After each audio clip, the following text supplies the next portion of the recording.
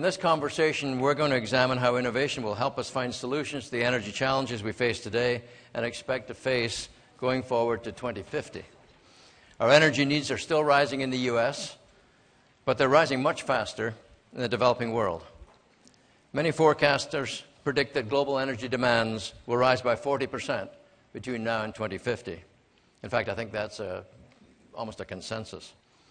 Looking forward, it seems clear that we will continue to rely heavily on conventional fuels, such as oil, gas, and coal, and nuclear energy. The question is not really whether these are available. They are. But whether innovation and breakthroughs in technology will allow us to capture significant amounts of affordable energy from other sources with important environmental benefits. And whether advances in technology will allow us to become much more efficient in our use of energy globally. I've been in the energy industry for 40 years, and today we're going to look forward 40 years. So I'm pretty excited about that prospect. So we're pleased to have here today two outstanding speakers and thought leaders. Vijay Vaitheeswaran is the Shanghai Bureau Chief and China Business Editor at The Economist, who will give remarks entitled Need, Speed, and Greed. The innovation, was that laughter at the greed? With support for the title of the book. Oh, okay. That's the first plug on his book. Now, there'll probably be more. It's Need, Speed, and Greed, the Innovation Economy. Following his remarks, we'll be joined in conversation by Rhonda Zygocki, Executive Vice President of Policy and Planning at Chevron Corporation. So without further ado, please join me in welcoming Vijay Vaitheeswaran.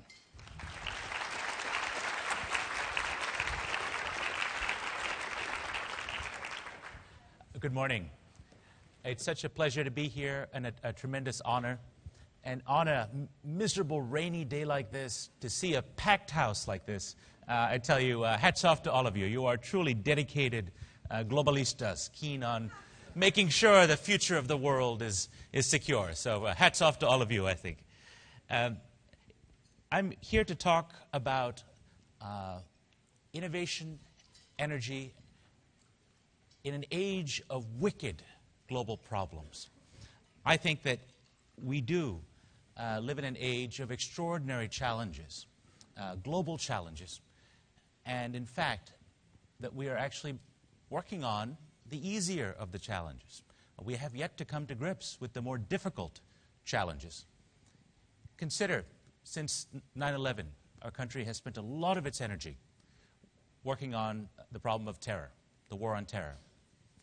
We have spent an enormous amount of our political and intellectual capital figuring out crisis in capitalism, post-Enron, then post-Lehman Brothers. These are very important problems. They deserve our attention. But let's not make the mistake that from the perspective of 2050 or 2100, from our grandchildren's perspective, they will not judge us on how we handle these problems. Here's why. Political terrorism has been with humanity for over 1,000 years. This is not a novel problem. It's new to us, and we need to deal with it. But it's not a new problem, nor indeed is crisis in capitalism. In fact, tell me a time when there wasn't a crisis in capitalism. If you go back and look at the South Sea bubbles or the tulip manias of yore, crisis goes hand in hand with capitalism, and every generation has to find a way to deal with it. What I'm talking about, the wicked global problems, are really related to this extraordinary inflection point in human and economic development, an era that we're living through, with several megatrends that I think are actually posing much more difficult challenges, including novel challenges. Among these trends, and you'll know them well here at the World Affairs Council, we know demography, right? The world is getting older, sicker, and fatter. And we haven't figured out how to deal with that. And including countries like China, where I'm based these days, has gotten old before it got rich. And this poses the challenge of, among other things, Alzheimer's, which will be a $1 trillion problem soon enough. Now, again, we've yet to think about how to come to grips with this. We have the problem of urbanization. Mankind as a whole is a urban species for the first time in our history, as of about 2 years ago. China, as a country, became an urban nation just 2 months ago, according to official statistics. And all the trend lines are in one direction. This is going to reach 70% or so, maybe in 20 years, across the planet, mostly in the megalopolises of the developing world.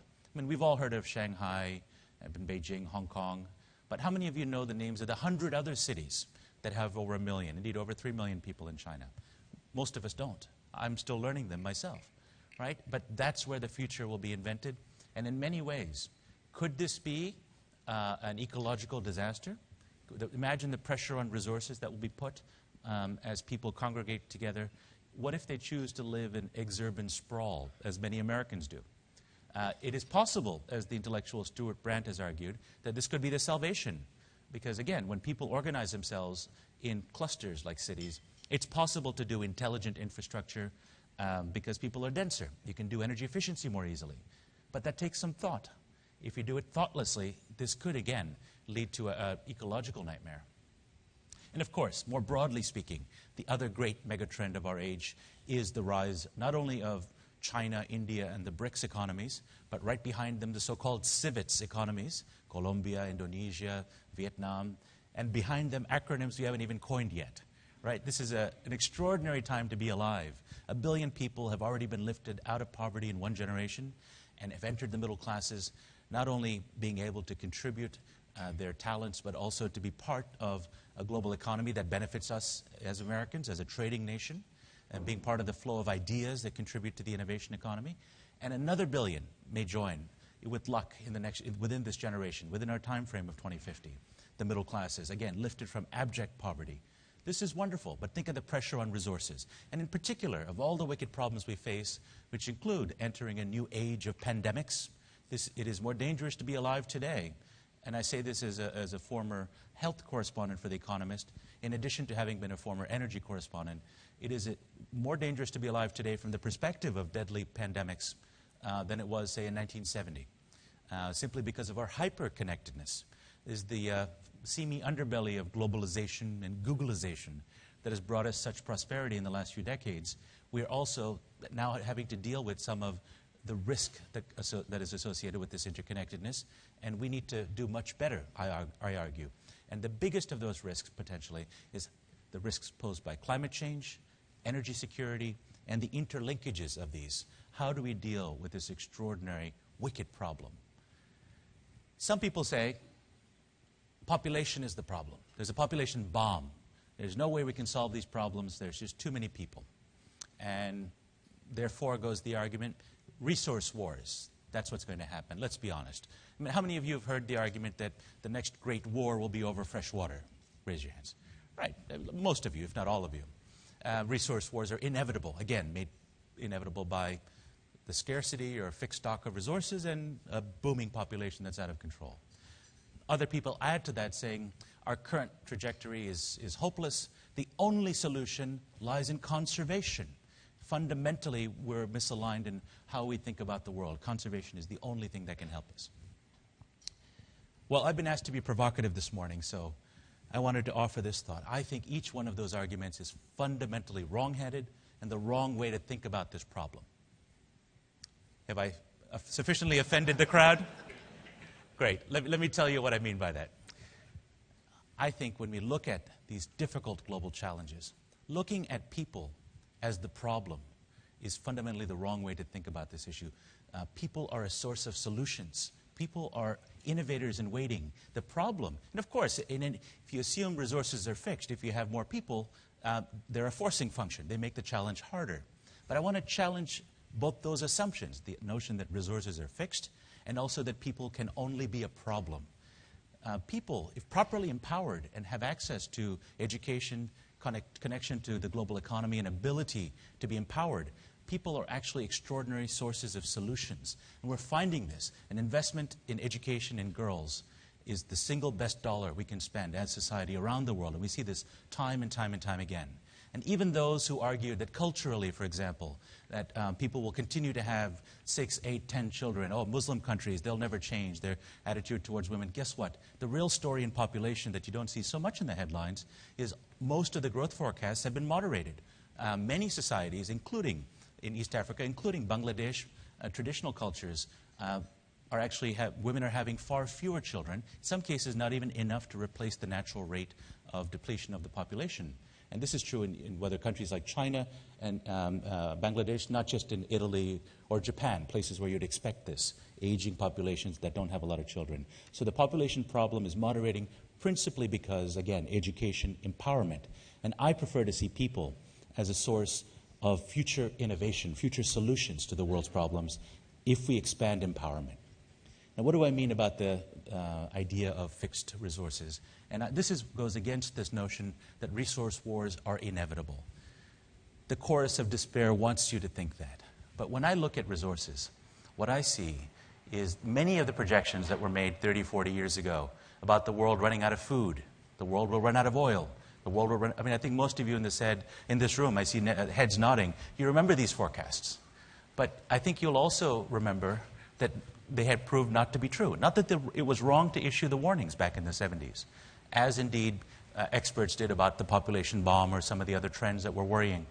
But they didn't come true in part because we responded to those concerns, right? When you see straight line projections going in one direction and base forecasts on that, I'm a little skeptical, maybe because I'm a journalist. I say, hold on, straight line trends rarely continue in reality.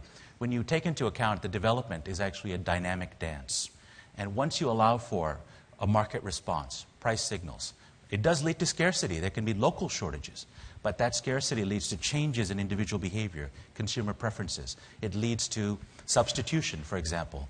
In the case of energy, it may lead to alternative fuels. In the case of technology, what happens? Companies invest. When they get that price signal, you see extraordinary investment response. Ultimately, you see innovation. It is a dynamic dance. And I think that's what was gotten wrong. The people who forecasted the world would run out of food did not anticipate the Green Revolution. And fundamentally, and you will know, Norman Borlaug won the Nobel Peace Prize, and rightly so, for advances that were championed not just by the private sector, but also by the non-governmental and governmental sector, intergovernmental sector. So this is not an argument for a laissez-faire approach. This is an argument for thinking robustly about development as that dynamic dance, not a static forecast. And just to give you one small example, back in 1950, granite in Vermont was worthless, tombstone material. By 1980, it became incredibly precious. Why? In the meanwhile, the civilian nuclear industry had advanced in America. And it turned out that there was uranium in them there rocks. My point there is not to praise the nuclear industry.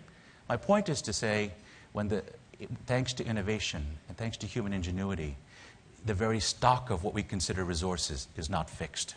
And we need to think again about some of our assumptions. The final point, you might say, all right, Guy, you've made your point, but what on earth do you have against conservation? Right? I mean, how could I be against something so cuddly? Well, let me tell you what I have against conservation. I have nothing against conservation. If you want to conserve, by all means do so. I praise you. But let's not conflate conservation with something else that's more powerful, and that's efficiency. Should grandma on a cold winter night in Wisconsin turn the thermostat all the way down so she can conserve? I think most of us, most reasonable people would say, no, grandma, please keep the heat on. On the other hand, if the previous summer you had gone in and replaced her old clunky boiler with a modern furnace that was quite efficient, put in proper insulation, fixed up her windows, so that when winter cold came, she was able to get the same energy services by using half the fuel. I think we could all agree, boy, that was really a good idea.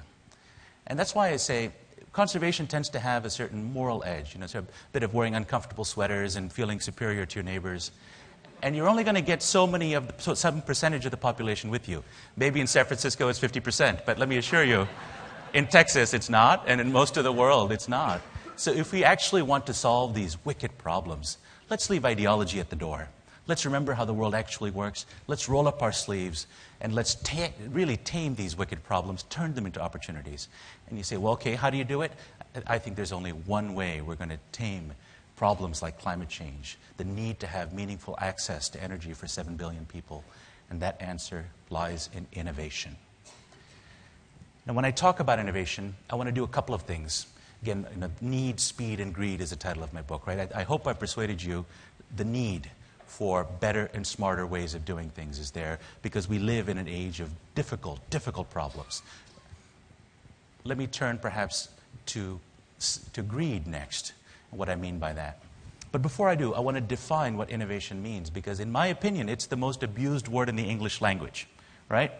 Think about how many times you've been in a room and people say, yes, yes, we need an innovation strategy. Great, let's go. And then you find out that they meant different things, right? And I mean, who in this room is against innovation, right? So I don't want to make that mistake myself. When I say innovation, I don't mean technology. Even though, especially in this part of the world in Northern California, it's often conflated with technology, gadgets, gizmos, IP, patents, PhDs. You guys get the drift, right? When national academies put out reports on innovation, they count. Number of engineers in China is way more than in the US. They're innovating better than us. China itself makes the same mistake. They have a policy on indigenous innovation, which is their national policy now on how to be a 21st century economy. And they count the number of patents, the number of papers. Never mind the quality of the patents, right? Let's not get into that. My objection to this view of thinking is even more important than the quality question. These are inputs into a process. These are not outputs. For me, innovation, simply put, is fresh thinking that creates value. That fresh thinking may or may not involve technology, but it always has to create value. And that value can be created if you're a company for your customers. If you're a social enterprise, there's a dynamic, vibrant resurgence of the social sector with enterprises that have hybrid business models, philanthrocapitalists. I chronicle a lot of them in my book. Then the value they create would be for stakeholders. And if you're actually an innovation-minded bureaucrat in government, heaven forbid, you're creating value for your citizens. And there are some of these, thankfully. And the world is changing fast, right? So fresh thinking that creates value. And here again, I'll give you an example from the energy realm. Back in 1860, America had an energy crisis. But it's not the one you think. It was because the whalers in my native Connecticut managed to kill off most of the world's sources of blubber. And so the lanterns of New England were not able to be lit. And so a group of investors had heard that there was rock oil oozing out of the Pennsylvania rocks that the Native Americans had used to light rags. So they sent a slightly suspicious character named Colonel Drake. He wasn't really a colonel. He was a bit of a huckster. But he was a clever guy. And they said, Colonel, go find a way to make this rock oil economic. And so he spent a bunch of months and a lot of their money digging for oil like everyone else was doing with a shovel. And of course, you could imagine, he mostly got dirt. He didn't get the oil. He was about to give up. He got a letter saying, Colonel, we've run out of money. Come home. So sitting on his porch, sipping lemonade on the last day, contemplating his dismal fortune, he remembered that the Chinese had for centuries drilled for oil, for salt. And he said, gosh, why don't I try that drilling thing? And you can see where this story is going. He drilled and he hit a wonderful gusher that created enormous value for his shareholders, created enormous value for the people who bought his lighting fuel, and of course, it was the birth of the first modern American oil industry that ultimately led to a serendipitous development, not lighting, but transportation, and the collision of gasoline and the internal combustion engine that has powered the 20th century of American greatness. That began with an insight that wasn't about new technology, but it was a fresh way of thinking in that place and in that time. That's why I say innovation. We have to hold a higher bar when our friends in Silicon Valley trumpet every new gadget or gizmo they come up with and call it an innovation. Or our friends in the medical devices industry say, oh, this new scanner, forget open MRI, or it's swim through MRI. It's fantastic, but you have to pay another $100,000. No, let's just ask the tougher question. What's the value created? Just as our friends on Wall Street claim every clever new financial product is an innovation, therefore they must be removed from regulation to pursue it. Let's ask what value is actually being created. So I want to hold it to a higher bar. And I say that because, again, people abuse the word innovation to get away with all sorts of mischief. How do we do it? And that's where I get to something of the greed point. I argue that we need much greater rewards, incentives for innovators that work on important problems, socially difficult and important problems. We do not reward enough people who work on difficult problems, and we need to think about how to do that better as a society. And that's actually a role for government. Now, I'm a free market guy. I've been at The Economist 20 years. I think solutions come from the bottom up, not fundamentally from the top down. But I'm here to say there is an important, and in some cases neglected, role for government in making sure there are incentives as the essential enablers of innovation. And when it comes to, for example, energy, and again, at the risk of offending some, perhaps even my friends on stage, I will say that in energy, there is a distorted playing field. I've argued on the pages of The Economist for 20 years that dirty energy gets a free ride, and we need to have externalities policies, for example, carbon taxes or other forms of legislation that would actually account for the fact that there are harms that are done through the public health because of the lungs of our children are affected by how we use energy, because of the geopolitics of energy. I'd rather see that than government picking specific companies like Solyndra or any other one. I think government's not very good at picking technology winners, but it does have a legitimate role in ensuring a playing field so that innovators, entrepreneurs, private sector companies, and social enterprises can come up with business models and technologies that work. And so that's one argument I make, that we need to move from a model of capitalism that rewards greed as good to one that harnesses greed for good. And the right role for government is not in moonshots. That's another one of the fallacies. When we say, let's solve the clean energy problem with another Apollo mission, or the unfortunate analogy with the Manhattan Project. I think we've all heard this, right? We need a clean energy moonshot. This gets it wrong in a couple of ways. I used to work at NASA on the space station project. I'm an MIT engineer by background, so I have the utmost respect for NASA. I was just at NASA Ames a couple of days ago giving a talk. But sending a man to the moon once, the cost be damned, to beat the Soviets, and let's be honest, we wrote the blank check because of national security, no other reason, is a very different proposition than being able to provide 300 million Americans, let alone 7 billion people on Earth, with clean energy in a manner that is sustainable, affordable, and convenient. The latter problem is not suited to top-down solutions. It's not no matter how well-intentioned or knowledgeable the technocrat, no matter how technically elegant the solution, if it doesn't fit in with how people live their lives, it will not work. It fundamentally cries out for bottom-up entrepreneurship. Again, whether it's from the private sector or the social sector, it calls out for experimentation, for failure, for trying, learning by doing, and trying again. That's how we're going to solve complex social problems like the one of clean energy. It's not going to be through a moonshot, no matter how appealing that is. That's also an insight into how innovation works. That's part of the reason why we haven't been able to crack the code yet. It's not going to come from the top down, I argue, but government has a role, among other things, in making sure that R&D is funded properly. I was on Capitol Hill 2 weeks ago on behalf of a dozen leading scientific societies, including the American Academy for the Advancement of Sciences, making the case to a very skeptical group at the House and again at the Senate in a time of budget austerity that the federal government must continue to invest in R&D and support private sector efforts and research. Because I believe, and a lot of economic evidence shows, that great companies invest in a downturn, so should great economies. If you need to make cuts, and we do, defense is a place to make cuts, entitlement programs are a place to make cuts, painful though they are. But we mustn't cut in research, higher education, intelligent infrastructure. These are the enablers of future innovation. If we cut those, we're going to lower our future growth rates. We're going to lower our potential for innovation. We're going to actually kill the pipeline. In a sense, we're borrowing from our children and grandchildren when we do that. So that's why I say there's a role for government, but it's really one that harnesses greed, as it were, for good. The last point, and I know we're getting close to time, I'll get to the speed part of my title, and that is how innovation actually works. This is what gives me hope that we can actually tame the problems in energy, in climate change, and the related resource crunch that we're coming up to. How innovation works is changing, and this is really why I wrote my book, is the very rules of innovation, so-called meta-innovation, are themselves being innovated in fascinating, powerful ways. And part of the explanation for our middle-class squeeze these days is, and because I see this across OECD economies, the developed economies, Europe and Japan included, not just America. This is not only an artifact of our tax code and decisions made in Washington, because Scandinavia has a very different tax code. Japan never got those big tax cuts a decade back that Americans got. But you see stagnation, you see malaise, you see a middle class getting angrier and feeling left behind in those countries too. I offer an explanation. We are living at an age in which innovation is changing.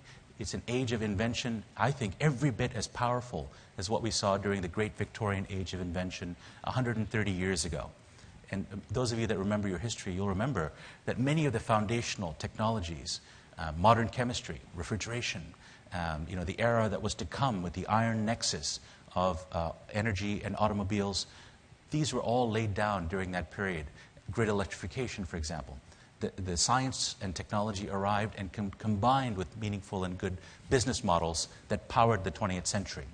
Well, I believe we're living in that kind of an age of potential, where whether it's material science, whether it's in energy storage, whether we're looking at genomics, proteomics, metabolomics, whether we're looking, of course, not only the software revolution, but big data, which is transforming sector after sector after sector. That's the era we're living in, with exponential technologies that are just at that knee of the curve. And they're conflating and combining in radical and unexpected ways. Who would have thought 5 years ago that synthetic biology, a field that didn't exist then, would end up being one of the more promising ways of solving the clean energy challenge? But yet that's exactly what Craig Venter is betting his future on. The man that invented life, famously a couple of years ago. When we have such extraordinary disruptive technologies and new industries being created, I think the chorus of despair is wrong to think that the stock of resources is fixed. I think we need to think in a much broader way about how the new rules of innovation and the new tools of innovation can be applied to these wicked problems. The rules, you'll see them in the book, but I'll give you a small sampler. Move nimbly, open wisely, design frugally, fail gracefully.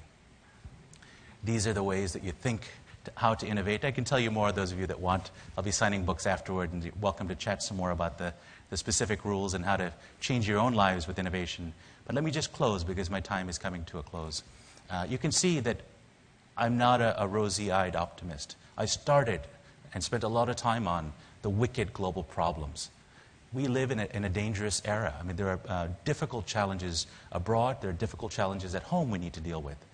But I do believe, at the same time, extraordinary forces are at work that are changing how we innovate, that create enormous possibilities for turning adversity into opportunity. So when I think about the energy challenge, something I spent a lot of time on, and many of us think quite often about climate change, clean energy, it is really, energy is the master resource that makes every other human endeavor possible. I am optimistic, but if we're going to solve this problem, we have to have a vision of innovation that is much more ambitious, much more disruptive, and ultimately much more democratic. Because once we begin to see that the solutions lie in a more democratic approach to innovation, we'll begin to tap that one natural resource we still have in infinite quantity, and that's human ingenuity. Thank you very much.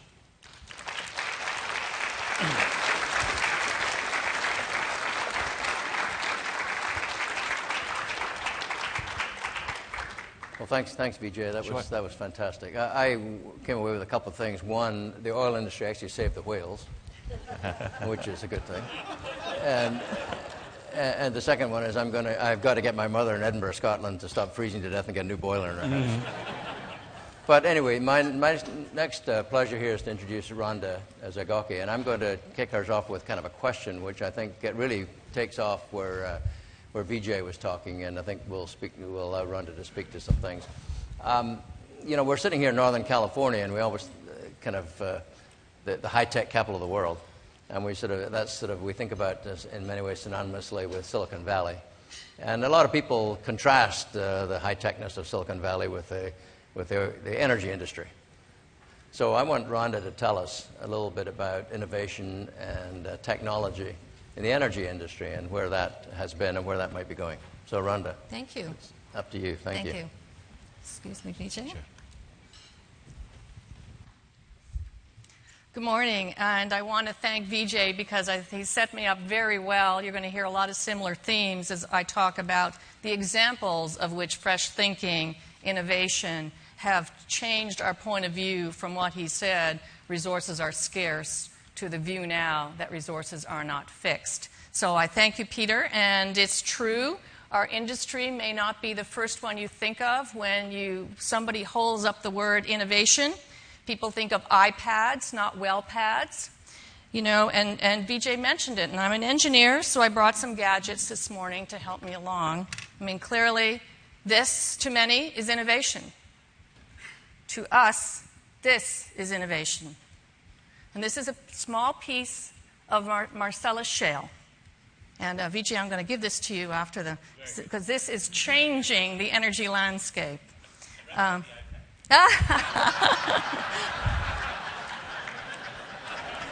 you. I've got 5 minutes to change his point of view on this, and I intend to do it.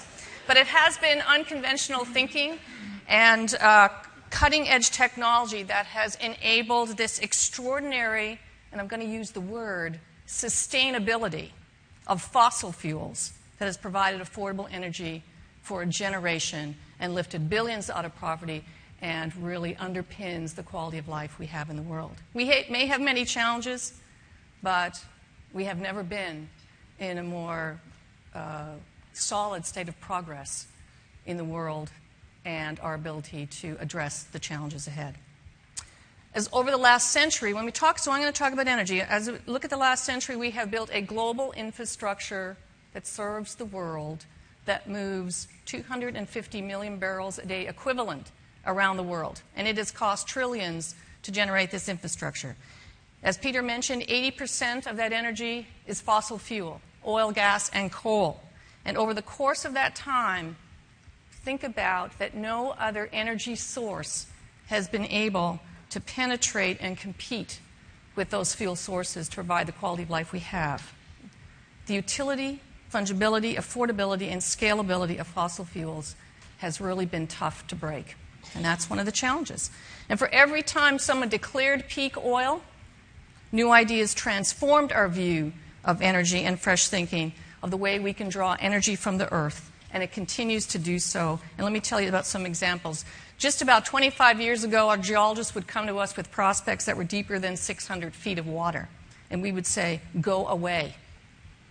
We also believed that salt deep in the earth was the basement. Vijay mentioned drilling salt wells. And we could not believe that oil and gas existed below those salt basements. So if you're exploring and you hit salt, there's just one thing to do: shut it down. And yes, shale was a drilling nuisance, not a jewel. But thanks to advancements in drilling systems, 3D seismic, information technology, earth imaging, earth modeling, the combination of earth science and digital science, we can find significant oil and gas beneath thick mountains of salt, 3,000 feet below sea level. Now, what's 3,000 feet below sea level? The next time you're flying across the country at 30,000 feet, look down. Find a speck on the earth, and that is the precision of which we are finding energy resources today, with fresh thinking, innovation, and technology. Similarly, old fields, I mean, DJ talks about, old things and dinosaurs. Well, fossil fuels are dinosaurs, and they're old fields, and they're discovered a century ago, even here in California.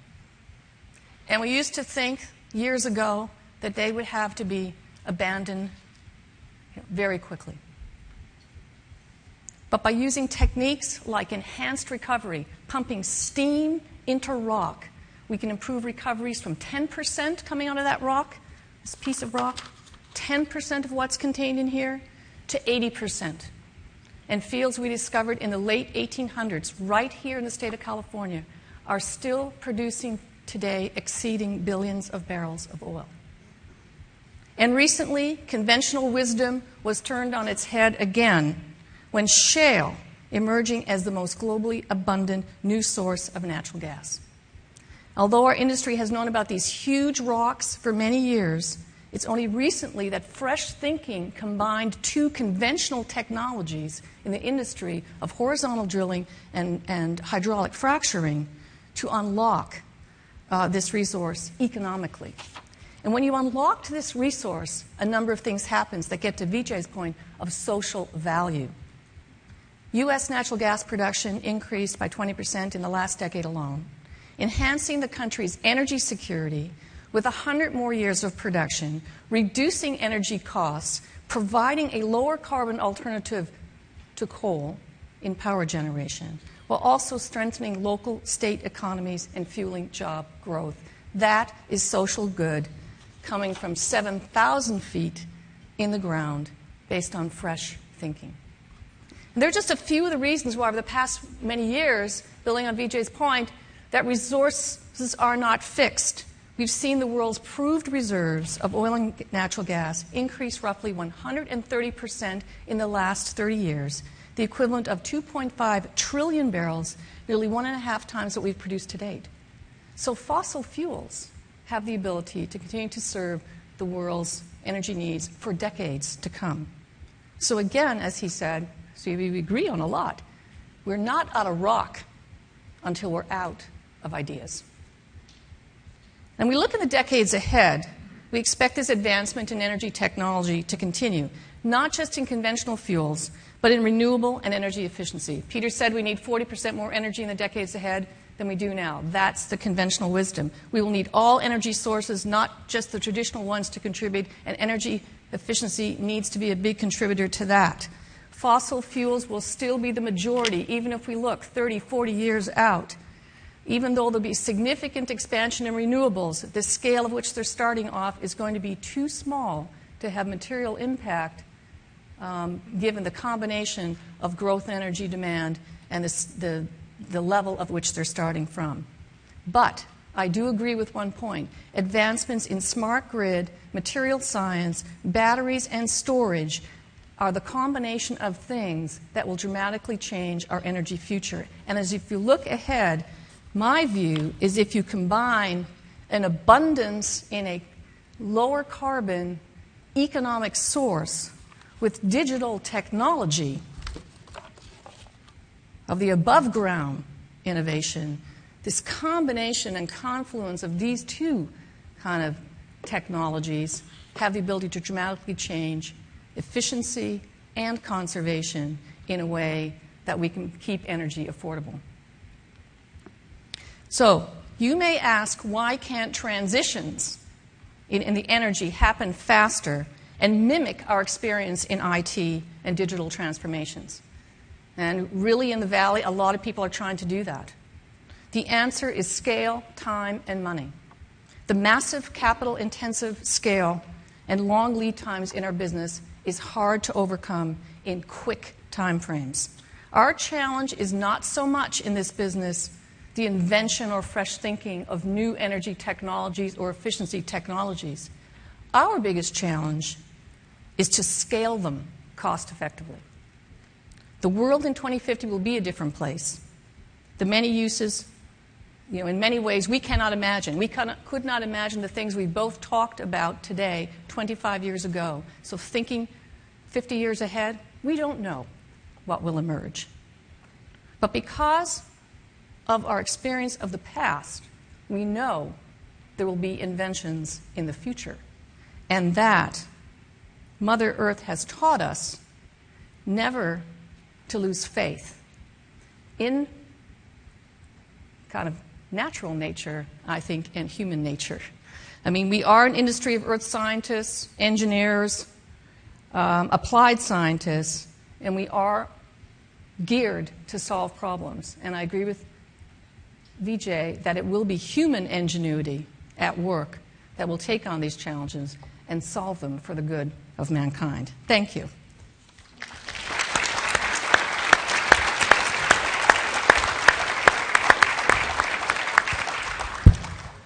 Well, thanks, Rhonda. I got a lot of cards here. This group always produces a lot of cards. But there's a group of them that deal with about education.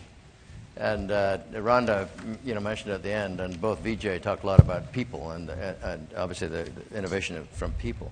But one of the things that I know the folks at Chevron spend a lot of time thinking about is how to get energy literacy raised so as we can have this intelligent debate at all levels of society where the innovation occurs.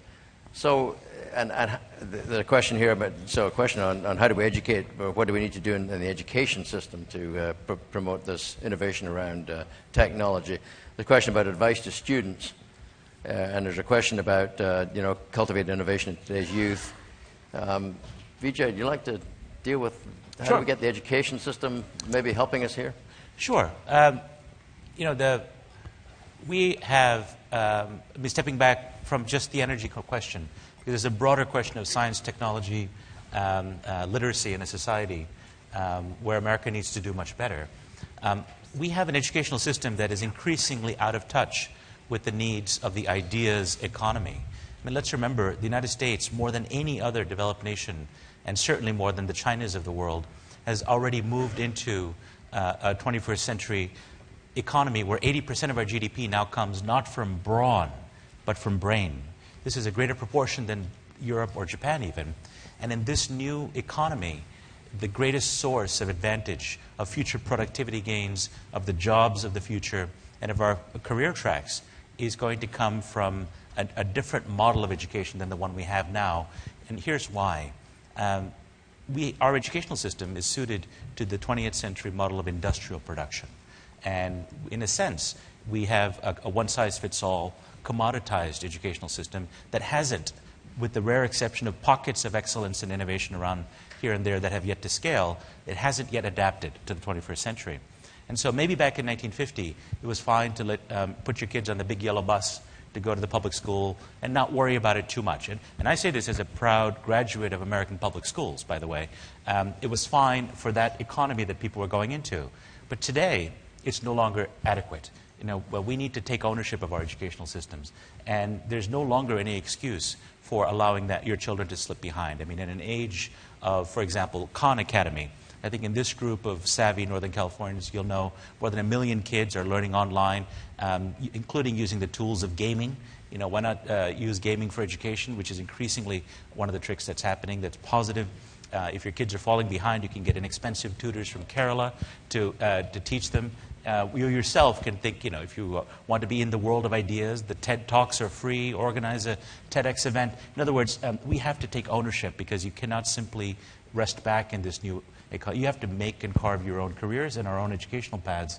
And the essential rule for education, I think, in the 21st century is you have to keep relearning how to learn. It's not going to be easy, but the system isn't going to do it for you any longer.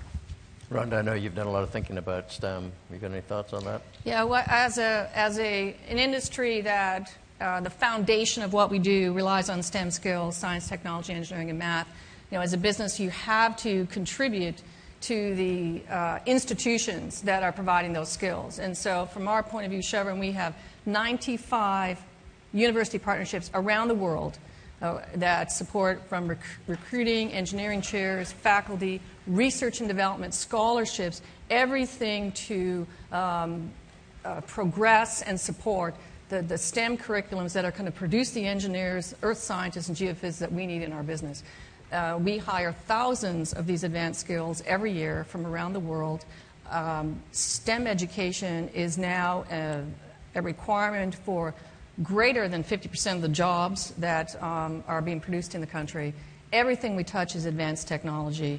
And so as a business, we see it as our responsibility and need to support the institutions because the foundations aren't all there in every way. And that goes from higher education with universities around the world right to our local communities where they're supporting, getting girls charged up about science and technology. Project Lead, the way to bring engineering projects into underserved communities, you name it. We have a diversity of things, really just to make sure we have the talent coming in that can deal with the complex technology and massive infrastructure and risk management that we have in our business to provide energy safely and responsibly. So as a business, we see it as, when we look at our social investment, Peter, there's only 3 arenas we support: health, education, and economic development.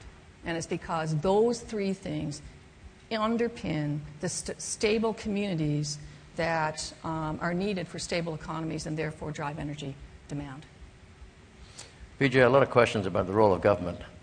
One question here talks about reconciling the need for a vision with the bottoms-up approach. I think what the questioner is saying is, doesn't somebody need to lead? Doesn't somebody have to have a vision here? Don't you have to have a kind of a top-down maybe answer? And then innovate, how does that reconcile with innovation from the bottom? But there's a lot more to the role of government. And what is it? You talked about R&D. Right. But what are there's regulatory needs, there's the environmental needs, there's all kinds of things that government. How do you see the role of government? I mean, in the industry, in the energy industry, around the world, in many ways, governments have done a lot of the right things, but they've also done a lot of the wrong things. Yep. Where's the role of government here? Sure. I mean, this is, I think, one of the most important questions of our age. And we're grappling with this in the backlash against the excesses of Wall Street capitalism. I think you know my views on that, since I've offered my views on, greed is good, kind of Gordon Gekko capitalism is not the way to go. I think government has an important role. Even Adam Smith, the great hero of free markets, argued there is an important but carefully circumscribed role for government. For example, he pointed out that you need a vigilant night watchman, as it were. Companies will tend towards oligopolies. And so you need antitrust authority, for example. A proper role of regulation is extremely important to make sure that markets can function. As I pointed out, not only R&D, but rule of law, the essential innate bankruptcy codes. And part of the reason why Silicon Valley has been able to be as successful as it has been the fact that we have functioning capital markets as well as attitudes that are predictable in terms of courts, in terms of bankruptcy. If you go to many other parts of the world, these don't exist.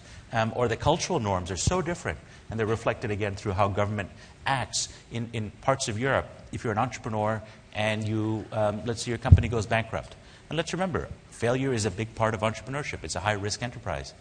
You're not allowed to serve on the board of a company for 10 years. Now, what message does that send to young aspiring entrepreneurs who might want to create the next Google or the next clean tech enterprise? And worse, if you're a struggling entrepreneur or one who has failed, your auntie won't invite you to the good dinner parties, because she's embarrassed. She'd rather you worked for Siemens or Electricité de France in a very safe, stable job or a government job, right? So the connection of what government expresses is oftentimes a reflection of societal norms, of the social compact. And so part of what I want to argue for in America, we've always had a dynamic, bottom-up driven process, but that was reflected in an important role for government. And equally, when people look at the role that government played with DARPA and the ARPANET, people sometimes, and again, remember, I started by saying I advocate a greater role for effective federal research, right? So that's where I'm coming from. I fully understand and recognize this. Even the guys who started Google, Sergey Brin and Larry Page, when they wrote the first time publicly about the algorithms that led to Google, they gave explicit thanks to the government grant that got them off the ground, right? And so we must acknowledge the important role that government plays as an enabler of innovation. But let's also remember that people who get carried away with that to defend industrial policies, for example, that are all the rage in Europe. In France, they've declared a number of industries strategic, including toy making. This is a real example. Toy makers are being subsidized today because it is considered a strategic French industry. To me, this is ridiculous, right? I mean, forget the cylinder example. And so I say even the Soviets lavished enormous amounts of money on science. In fact, they had very good scientists. But can anyone name a breakthrough innovation that created value that came out of the Soviet science program? The answer, you'd be really hard-pressed to find one. And that's because the seeds fell on barren soil. So I say, of course, we need to continue to invest in the pipeline of innovation, but the harder part is the innovation ecosystem that comes from the bottom up. That's why I try to look at that very closely and explain what works and what doesn't. Rhonda, you'd be surprised if there weren't. Yeah, well, no, I don't really want to. There's a whole bunch of Chevron questions here, and most of them relate to. Are you surprised? And most of them relate to sort of environmental issues. Mm-hmm. The first one says, does Chevron believe climate change is a hoax? Don't even answer the question. But you can get there in a second. But, things like, hydraulic fracturing, people worry about that. People are worried about, obviously, just fossil fuels and carbon. People are worried about, using technology to achieve drilling goals just ruins the environment. So, I think, are you asserting that fossil fuels are sustainable, ? Do you deny that our future energy needs outweigh our fossil fuel resources? A lot of questions about fossil fuels, environmental impact of fossil fuels, and the longevity of fossil fuels from an environmental perspective. Right. Well, absolutely. I mean, obviously, there's a lot of questions about fossil fuels and their role in our energy future. And as I mentioned, most forecasts are very agreed that looking out 3-4 decades, fossil fuels will continue to have a very dominant role in serving our energy needs. And I think that is a hard truth. that is part of the energy system today. Now, there's a lot of work being done to try to address the environmental impact of fossil fuels, and we agree that that is smart work to be done. And you will see things like renewable and clean energy work their way into the mix as they can compete and get to scale in the markets around the world.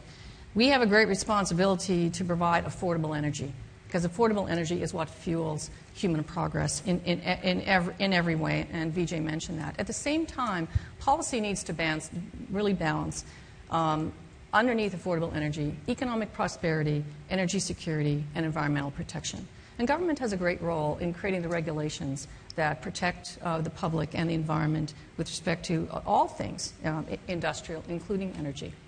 We take that responsibility very seriously with respect to minimizing the environmental impact of the energy resources that we develop. For example, every investment and project we develop, and they are in the billions of dollars around the world, have an environmental health and impact assessment associated with them. And that involves looking at the best standards of development, the best standards of protection, the regulations around the world, and working with local communities so that we understand their needs and impacts. That is just what we do as a matter of course everywhere we go. We work with governments to make sure that regulations, right now in shale is a topical area. We're working with the governments, state governments in Pennsylvania. 8 layers of cement encasing in well design, talking about the realities of hydraulic fracturing and whether it can or cannot impact groundwater. We are trying to recycle 100% of the water we use in fracturing, disclosing chemicals, looking at local impacts, trying to understand fugitive emissions. Everything around energy development that creates an environmental issue, we have a great responsibility to understand it, understand the impacts, and look at ways to mitigate it. And so that goes hand in hand with the work we do in energy development, and that should be understood. At the same time, we are heavily invested in looking at clean technologies of the future that can compete at scale. Cellulosic biofuel, carbon sequestration, solar thermal, and efficiency technologies that will change the landscape and reliance on fossil fuels. I mean, I brought some old school technology with me this morning as well. It's my last gadget of the day. And you'll recognize this as a light switch. But how many of you, and Vijay talked about conservation, but let's put it in terms of efficiency. How many of you know that by one flick of the switch, that you're creating a 50 times impact up the chain of where that energy got sourced from this shale? That's both the leverage of efficiency and the degree of inefficiency in our current energy system. So when you think about environmental impact, and you think about one of the best ways we can really reduce our reliance on fossil fuels, efficiency, the leverage here is better than any. And we do work not only in environmental impacts on the supply side, like shale, but we're doing much work and investing. Actually, we have a chair at the UC Davis Energy Efficiency to create technology and efficiency that will cut down on that leverage effect across the energy kind of distribution chain. Hey, Rhonda, to stick with shale just for a second, there were a couple of questions on fracking, which I think you mentioned, but what about water? Water disposal? Yes. Those kinds of things? Yeah, I mean, there's no question a significant amount of water is used to drill a single shale gas well, because we have to pump massive amounts of water underground to create enough pressure to fracture this stuff, which is very brittle. I mean, if you took it here, I could crack a piece off to allow the gas to flow.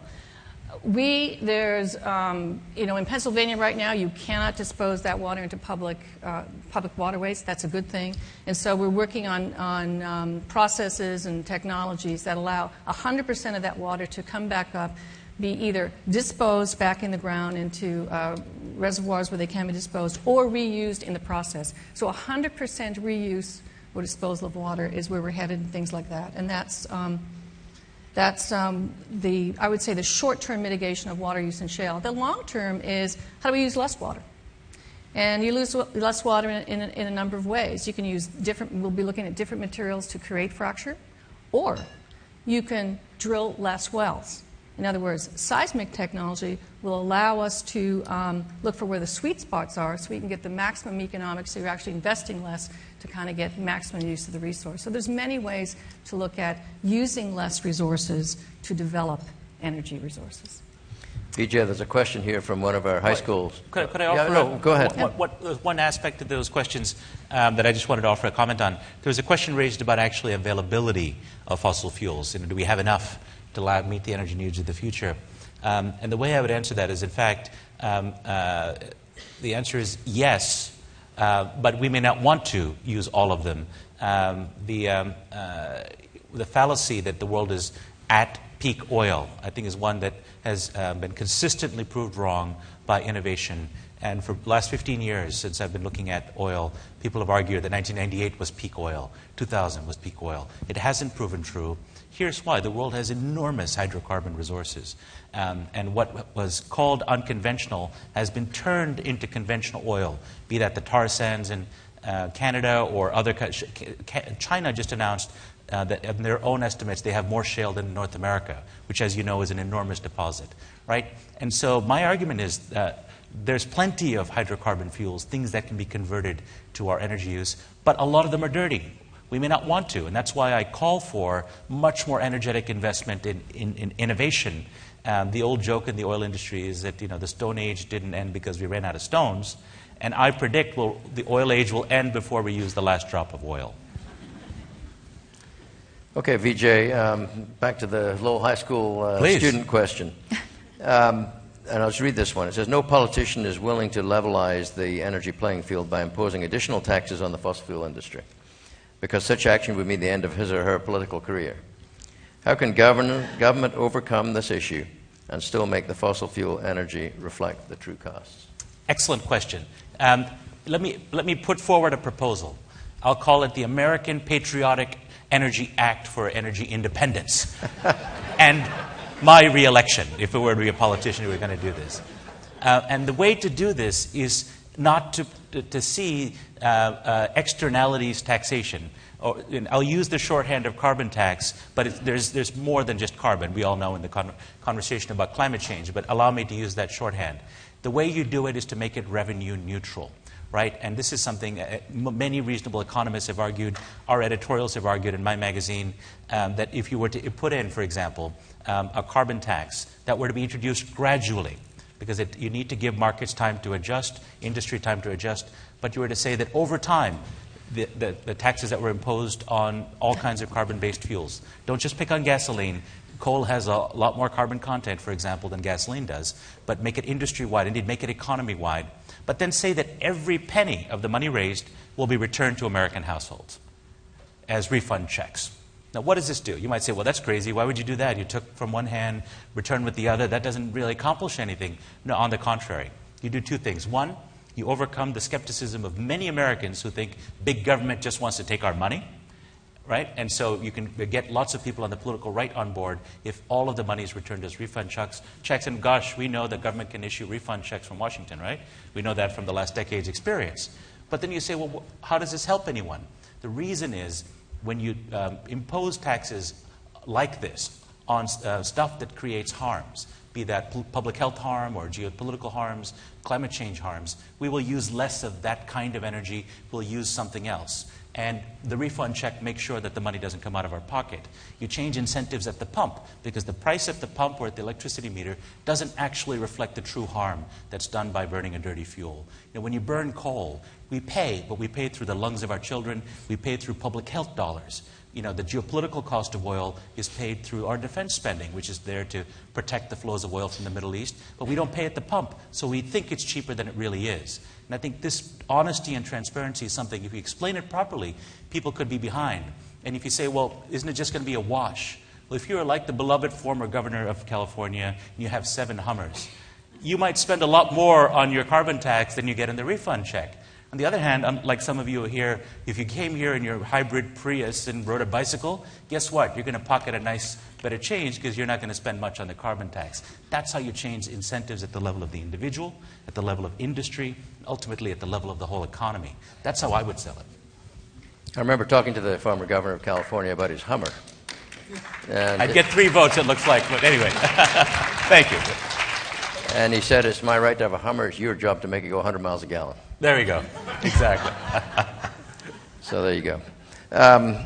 Vijay, there's a question of nuclear energy. Sure. Where's nuclear energy fit into all? Well, actually, before that, Rhonda, did you want to respond on this, the gasoline tax or energy tax or raising the price of fossil fuel energy to reflect costs? Yeah, I mean, I think Vijay makes an argument that most economists would agree to, that a revenue-neutral carbon tax is probably the most efficient way if you want to put a price on carbon. And it's hard to disagree with that kind of intellectually and mathematically. I think the challenge you're seeing with anything that puts a price on raising the cost of energy, it does become a very politically charged environment at the same time that, where we want to address carbon and put extra cost, either hidden or very overt. A carbon tax would be very explicit, but implicitly through regulation, it does drive up the cost of energy, and at the same time we see kind of our administration trying to do things to lower the price of gasoline. So it becomes a very difficult conundrum, I think, for consumers and society to get their arms around.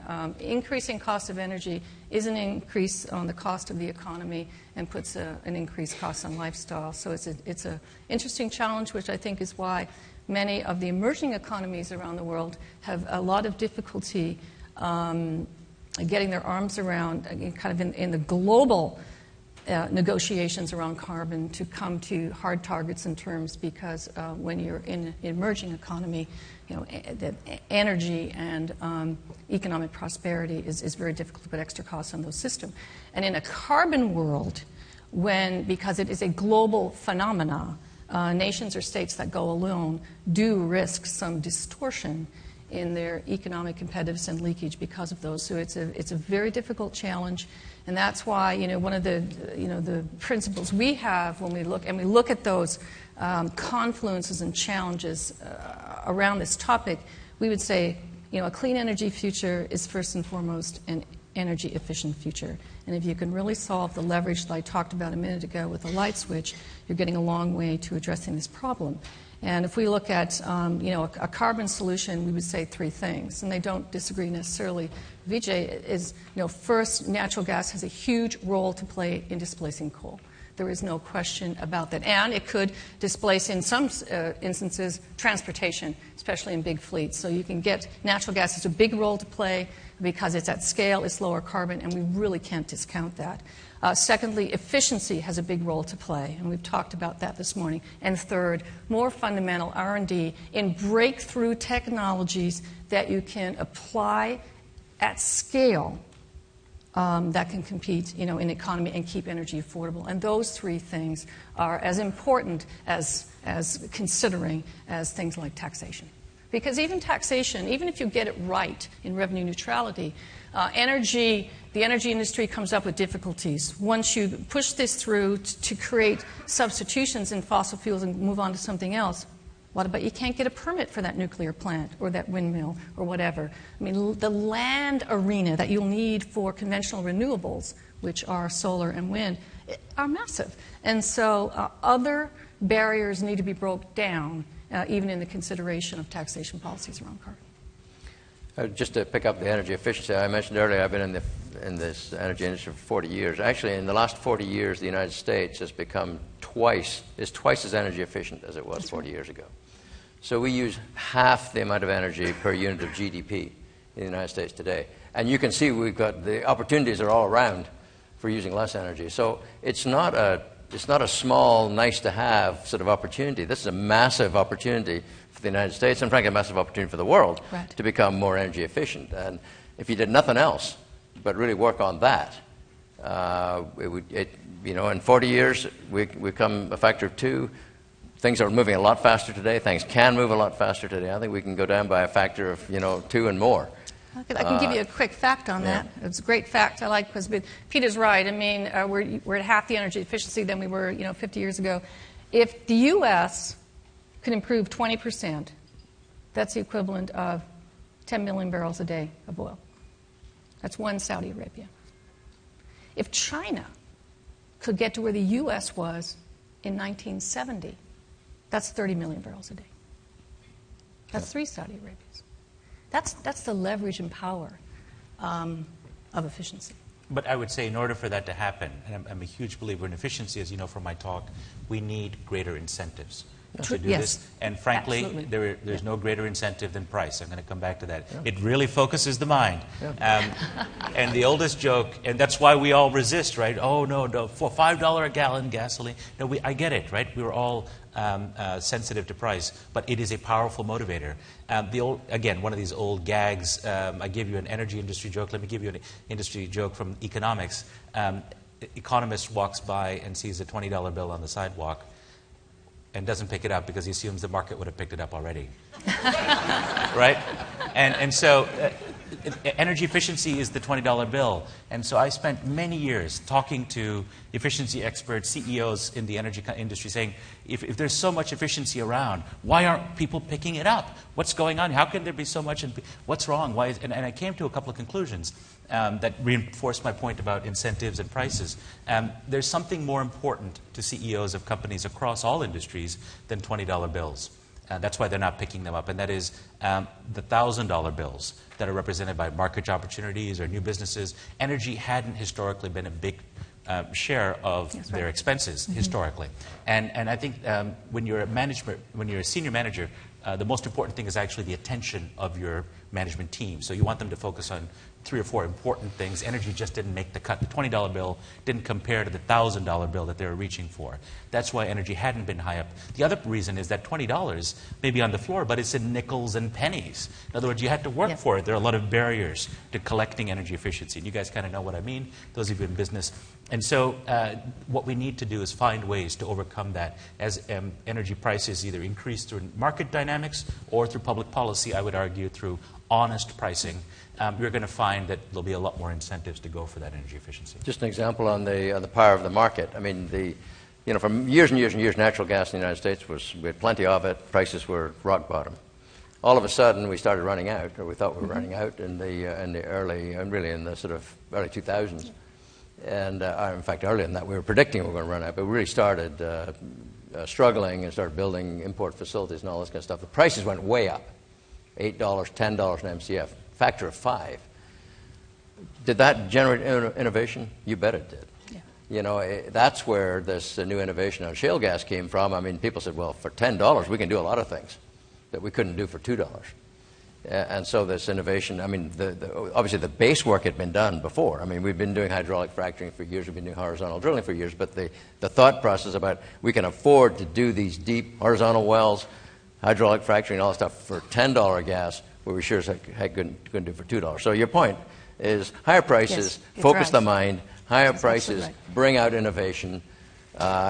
Stephen Chu said when he became Secretary of Energy, he was going to try and raise the price of gasoline. He stopped saying that now because the political pressures are overwhelming. Yeah. But it is a fact that higher prices drive the behaviors that I think society probably needs at this point. The right answer when he was in that political firestorm a few weeks ago would be to say, this is how I'm going to give a refund check to every American household. It would have changed the conversation. Yeah. Vijay, nuclear energy. What's the future of that?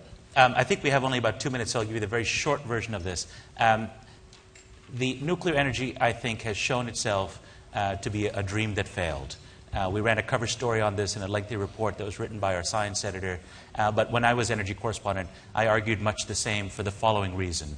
Not because it can scale the arguments that are made about dealing with climate change. It is a zero-carbon source of energy that deserves to compete.